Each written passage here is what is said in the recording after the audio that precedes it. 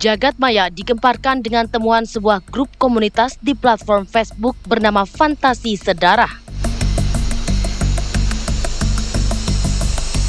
Sebuah grup komunitas bernama Fantasi Sedarah yang beranggotakan lebih dari 32.000 akun ini diduga kuat menjadi wadah bagi individu dengan fantasi seksual menyimpang terhadap anggota keluarga kandung. Keberadaan grup ini sontak mengundang kemarahan juga kecaman dari warganet yang mendesak pihak berwenang untuk segera bertindak. Kekhawatiran warganet bermula dari viralnya tangkapan layar unggahan seorang pengguna di dalam grup Fantasi Sedarah yang mengaku memiliki fantasi seksual terhadap balita putri kandungnya. Terungkapnya keberadaan grup dengan puluhan ribu anggota ini menimbulkan kegelisahan di kalangan pengguna internet. Jumlah anggota yang signifikan dianggap menunjukkan adanya dukungan dan pemakluman terhadap fantasi seksual yang jelas-jelas menyimpang dan membahayakan anak-anak. Warganet menganggap hal tersebut adalah pelanggaran serius terhadap hak dan perlindungan anak. Tim TV One mengabarkan.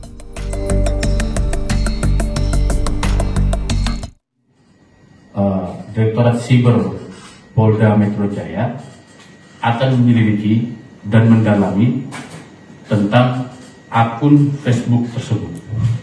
Ya, sekali lagi akan menyelidiki dan mendalami segala sesuatu yang ada di akun Facebook.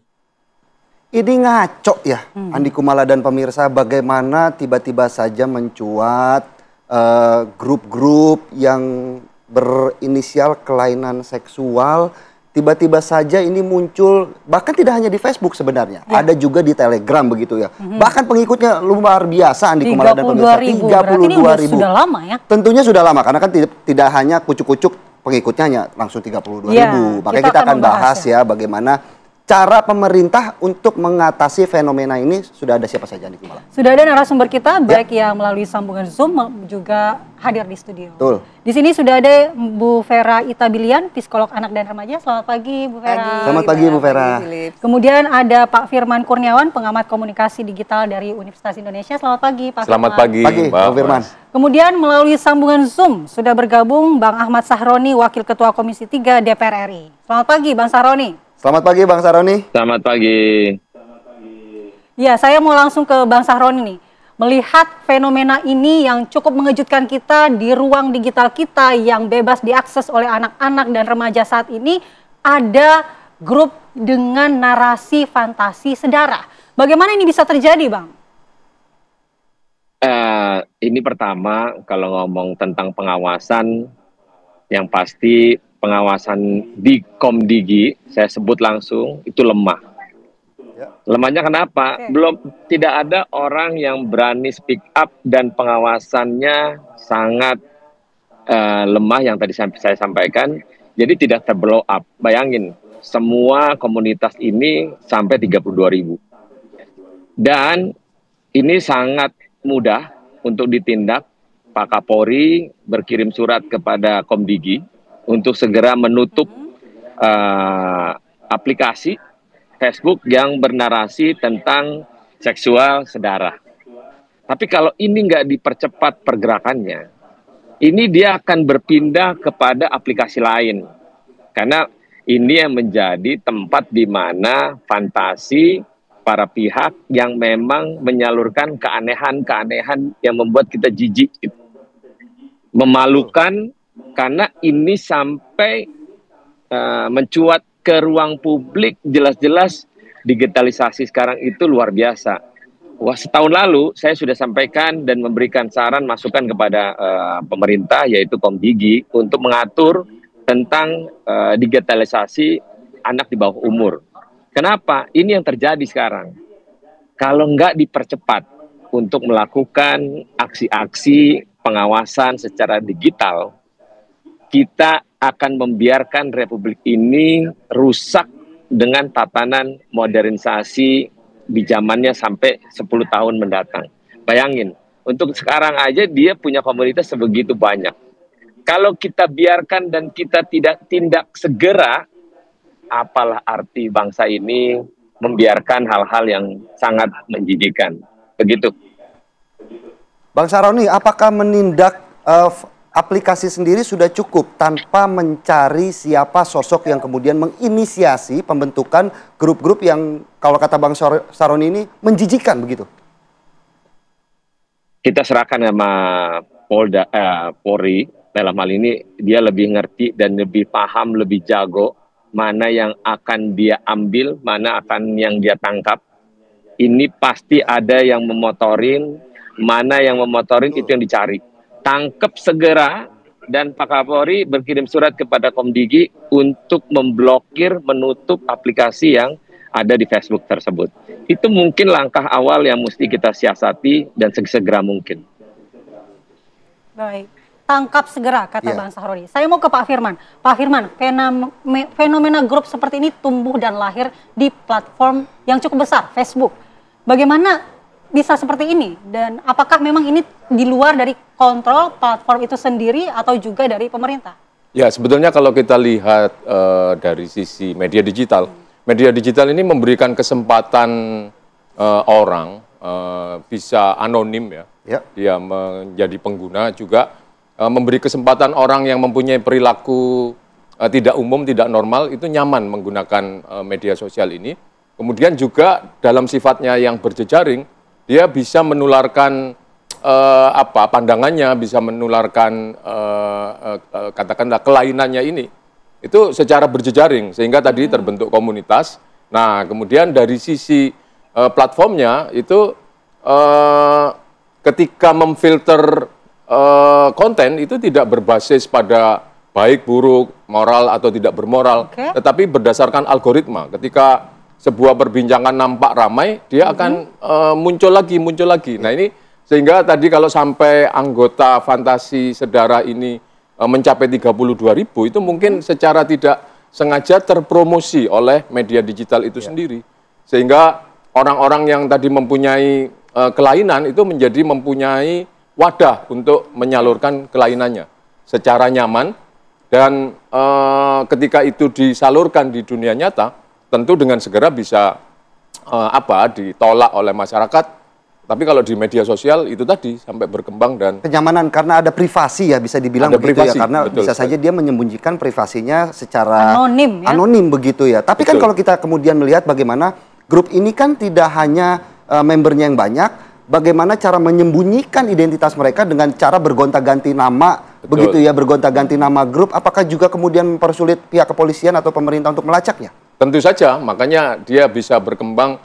Menurut saya 32.000 orang ini kan tidak hanya 1 minggu atau 1 bulan, ini sudah cukup lama. Dan menurut saya juga ini adalah sebuah katakanlah puncak atau gunung es yang kemudian kita bisa lihat penampakannya. Banyak grup-grup semacam ini. Kita juga pernah mengetahui adanya kelompok pedofil menggunakan Facebook, kemudian kelompok penyiksa binatang atau produsen pornografi anak ini menggunakan fasilitas media sosial. Karena tadi anonimus dan kemudian perilaku-perilaku yang tidak lazim itu bisa terwadahi secara aman di media sosial. Tapi kan IP bisa saja dilacak, Bang. Nggak semudah itu untuk merubah IP yang anonimus gunakan. Betul, tetapi kan perilakunya tadi mereka adalah komunitas yang tertutup. Mereka menseleksi ya, artinya menseleksi member-member yang akan bergabung. Jadi betul-betul platform ini hanya mengikuti algoritma begitu ya. Nah, kelemahannya sampai sekarang seperti itu. Baik, saya mau ke Bu Vera. Bu Vera, anggota grup ini 32.000, mereka mengatasnamakan fantasi. Tapi sejauh mana fantasi ini bisa menjadi gerbang perilaku menyimpang, khususnya untuk anak ya. Tapi kita akan jawab usai jeda, Bu Vera. Saat lagi kita telah di Apa Kabar Indonesia Pagi. Itu kami mengetahui adanya grup ini, kami segera melakukan koordinasi dengan beberapa pihak, dengan aparat kepolisian, kemudian dengan Meta yang mengelola platform Facebook ini. Dan langkah awal tadi kemudian menghasilkan kita bisa bekerja sama dengan Meta, dan Meta sudah melakukan penangguhan terhadap 6 grup yang ada di platform Facebook tersebut itu yang dilakukan oleh kita secara bersama-sama karena kita melihat bahwa ini ada pelanggaran hukum, terindikasi ada pelanggaran hukum, dan tentunya juga Meta melakukan ini karena ini bertentangan dengan standar dari guideline mereka. Demikian Mbak yang sudah kita lakukan. Ya, Pak Alexander, kemudian ini dari hasil penelusuran sendiri, siapa Pak yang menjadi inisiator atau admin komunitas tersebut? Terkait dengan inisiator atau adminnya, sampai saat ini kita masih melakukan upaya bersama. Kita melakukan penyelidikan bersama Komdigi, Polri, dan tentunya provider atau penyelenggara sistem elektronik ini, pihak Meta, untuk mengetahui siapa yang membuat grup ini, termasuk anggota-anggota yang ada dalam grup tersebut. Karena natur internet ini adalah anonim, sangat tinggi, sehingga itu masih membutuhkan waktu untuk kita menelusuri lebih lanjut siapa saja yang berada dalam grup ini atau admin dari grup ini. Kita lanjutkan perbincangan kita dan nanti kita akan bahas pernyataan Komdigi tadi. Apakah cukup dengan menutup grupnya bisa selesai? Tapi kita akan ke Bu Vera terlebih dahulu. Dari sisi psikologi Bu Vera. Anggota grup ini 32.000 mengaku bahwa ini adalah fantasi mereka. Tapi apakah fantasi itu serta-merta bisa menjadi gerbang tindakan di dunia nyata? Dikhawatirkan demikian ya, apalagi kalau kita lihat di grupnya kan sudah ada bukti chat, sudah ada bukti foto gitu ya. Itu kan seperti udah tinggal selangkah atau 2 langkah lagi benar-benar dilakukan. Dan kita juga nggak tahu apakah itu sudah benar-benar dilakukan gitu ya. Mungkin dia mengakunya hanya fantasi, tapi kan kita nggak tahu kebenarannya di mana gitu. Nah, walaupun ini baru sebatas fantasi, ini sudah merupakan gangguan mental ya, gangguan kejiwaan gitu ya. Sudah istilahnya apa yang lebih halus, saya dari tadi nyari-cari ya, susah sekali karena sakit ya? Ini twisted mind lah. Pikirannya tuh memang kita mungkin yang di sini semua nggak bisa akan paham cara berpikir mereka kok sampai segitu. Dan kita patut bersyukur kita nggak mengerti karena kita jadinya beda sama mereka gitu ya. Jadi walaupun itu masih dalam fantasi, tapi kan mereka sudah berani men-share, menceritakan ke orang lain gitu ya, dan bikin grup gitu kayak cari teman gitu ya. Jadi ini udah satu, walaupun ini masih fantasi, tapi mereka sudah berani share, sudah mewujudkannya dalam bentuk obrolan dengan orang lain gitu. Tapi kan ini suatu bentuk penyakit ya bisa dibilang ya, Bu Vera. Ya, penyimpangan seksual. Bisa disembuhkan seperti itu atau seperti apa? Penyimpangan seksual ada macam-macam kadarnya ya gitu ya. Jadi kesembuhannya juga ditentukan oleh itu. Kita mesti lihat juga kenapa sih si orang ini bisa sampai punya fantasi atau punya kecenderungan penyimpangan seksual seperti ini. Nah itu juga menentukan lingkungan yang dia hidup selama ini seperti apa. Jadi tiap kasus mungkin akan beda-beda kalau untuk dibilang sembuh atau tidaknya gitu ya. Tapi yang paling cepat yang bisa kita lakukan adalah dibikin kapok, dibikin jera dulu. Caranya? Kita serahkan kepada Polri. Baik, berarti penanganan hukumnya. Mereka harus ada jelas konsekuensi hukumnya. Kalau konsekuensi sanksi sosial dan sebagainya itu agak sulit ya karena kita kan tadi ada 32.000 gitu. Kita juga nggak tahu ini siapa, apakah identitasnya benar atau tidak gitu ya. Mereka pakai nama palsu atau enggak gitu ya. Sanksi sosial kalaupun ada diketahui identitasnya pasti sudah dapat dari keluarganya. Misalnya sang istri ketahuan loh kok kamu begitu ke anak kita gitu ya. Nah itu bisa terjadi.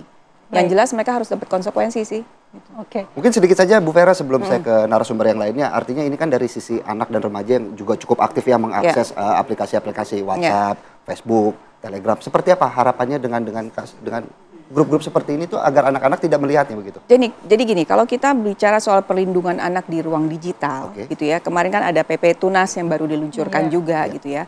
Kita untuk melindungi anak bukan hanya sebagai anak sebagai pemakai, sebagai konsumen dari media sosial itu sendiri, tapi juga aman untuk tidak dijadikan objek di dalam ruang digital juga.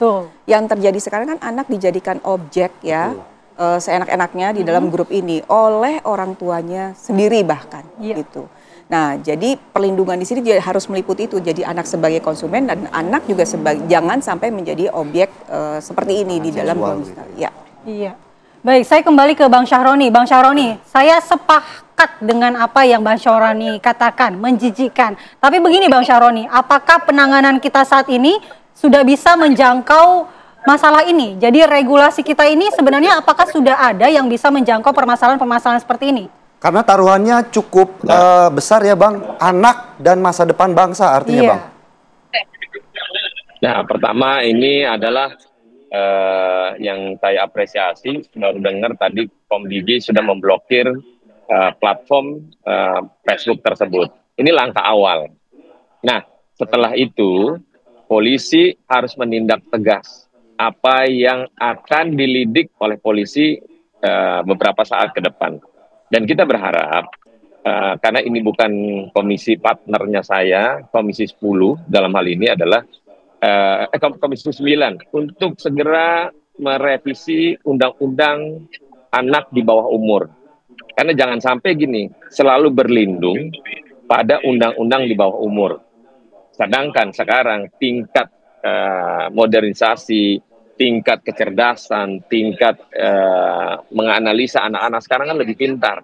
Maka perlunya revisi undang-undang tentang anak di bawah umur itu disegerakan mungkin. Jangan sampai nanti gini, terjadinya penyelidikan sampai ke penyidikan yang ditangkap adalah anak-anak di bawah umur. Dan ini kan sangat menyedihkan. Kalau anak-anak di bawah umur aja sudah bisa melakukan hal yang menjijikan, ini kan merusak masa depan bangsa. Dan kita nggak mau ini terjadi karena ada aspek lain yang pengawasannya lemah. Tapi balik lagi, saya apresiasi kepada Komdigi sudah memblokir platform yang sesegera mungkin untuk ditindaklanjuti oleh kepolisian. Demikian. Tapi Bang Sahroni ke depannya seperti apa agar ini tidak hanya jadi sementara saja penanganannya? Betul. Karena Tidak kan hanya kalau ditutup saja. sekarang ini tidak menutup kemungkinan nanti akan bikin grup lainnya, Ya itu tadi. Pengawasan dari pemerintah yaitu melewati Komdigi kan bisa berkoordinasi dengan Meta yang tadi disampaikan. Kenapa? Karena pengawasan itu hanya ada di Komdigi. Bagaimana mengawasi semua hal yang terkait digitalisasi. Nah, saya meyakini bahwa Komdigi saat ini Ibu Mutia Hafid juga akan bekerja untuk menyelesaikan apa yang menjadi tanggung jawabnya Komdigi untuk tidak melebar dan akan bisa merusak moral-moral bangsa ke depannya. Baik, mungkin lebih sehat kalau kita gabungnya, jangan gabung ke grup itu, tapi gabung ke grup larinya Bang Sahroni begitu ya? Iya, kayaknya habis olahraga nih. Iya, Bang Sahroni. Baik, kita ke Bang Firman dulu. Bang Firman, bagaimana kemudian tadi kita sudah mendengarkan bagaimana penjelasan dari Komdigi ya. Ini sudah diantisipasi, tapi kan kalau kita kemudian berbicara munculnya grup-grup baru itu kan sangat mudah. Seperti apa kemudian langkah awal yang untuk mengantisipasi munculnya grup-grup tersebut? Ya, tadi kita lihat kemungkinan bahwa mereka ketika diblokir akan membuat grup lagi. Ini kan ada segitiga relasi antara produksi, konsumsi, dan distribusi konten. Nah, produksi dan konsumsi ini ada di masyarakat, diawasi oleh Komdigi. Nah, tetapi semua itu tidak bisa menjadi konten yang terproduksi dan dinikmati publik kalau tidak ada distribusinya. Distribusi ada di platform. Nah, sehingga dalam hal ini kalau aturan-aturan untuk mencegah penyimpangan di media sosial ini hanya diserahkan kepada masyarakat, yaitu tadi produksi dan konsumsinya, itu mungkin tidak akan cukup. Nah, sehingga platform lah yang perlu diajak berbicara oleh Komdigi untuk membuat filter yang lebih kuat. Grup-grup yang menyimpang ini diamati secara seksama. Kemudian tadi di community guideline-nya bisa mencegah itu semua.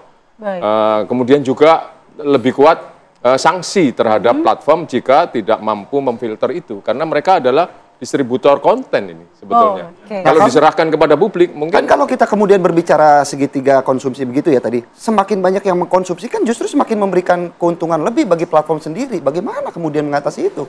Justru itu platform tidak boleh hanya menjadikan kita sebagai pasar, sebagai objek terhadap konten mereka. Demi keuntungan mereka, mereka akan membiarkan konten-konten yang tidak bermoral, konten-konten yang merusak. Yang penting rame, yang penting dipasangi iklan. Nah, disitulah justru Komdigi harus masuk untuk mencegah platform itu menjadikan kita sebagai objek pemasaran atau sebagai pasar. Intinya harus dibuat regulasinya antara Komdigi dengan platformnya, begitu Betul ya, sekali. Pak? Baik, saya mau ke Bu Vera. Bu Vera, ini kan memang platformnya atau grup di platform tersebut ditutup oleh pemerintah, tapi kan perilakunya tidak berhenti. Ini bagaimana ke depannya?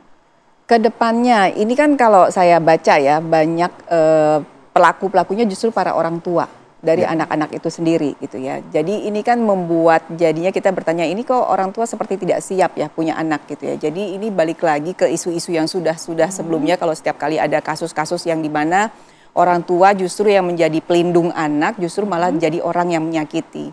Sepertinya kita perlu evaluasi lagi deh, apakah misalnya ketika ada pasangan yang mau menikah, apakah kita perlu ada assessment untuk menjadi orang tua gitu ya, ada parenting screening test gitu, dilihat kesiapannya untuk menjadi orang tua sebelum menikah. Begitu ya, gitu. Kalau misalnya kurang, mereka dapat pembekalan, tapi kalau sudah oke ya udah gitu. Jadi jadi kesannya kayak seperti sesi pranikah gitu ya, istilahnya sesi pranikah diperkuat gitu ya untuk pasangan-pasangan yang ingin menikah, apakah mereka sudah siap menjadi orang tua. Karena jadi orang tua ya harus secara fisik kuat, mental kuat, moral juga beres gitu. Kalau moralnya nggak beres ya anak-anak yang jadi korban. Karena gini, anak kan nggak bisa memilih orang tuanya siapa gitu. Jadi kita yang harus menyiapkan diri kita sebaik mungkin untuk menjadi orang tua terbaik. Tapi gitu. apakah penyimpangan seksual seperti ini juga bisa terdeteksi lebih awal begitu? Apakah mungkin dalam perjalanannya perkawinan bisa saja di tengah-tengah baru terjadi penyimpangan seksual gitu? Biasanya umumnya sudah terdeteksi semenjak remaja, harusnya semenjak remaja, karena kan remaja di situ anak-anak masuk seorang individu masuk masa pubertas gitu ya, seksualitas berkembang, di situ mulai kelihatan kalau misalnya memang ada penyimpangan-penyimpangan. Nah kalau ketahuannya di tengah jalan ya sudah menikah baru kelihatan kok kayaknya pasangan saya menunjukkan penyimpangan seksual, ya segera cari bantuan gitu.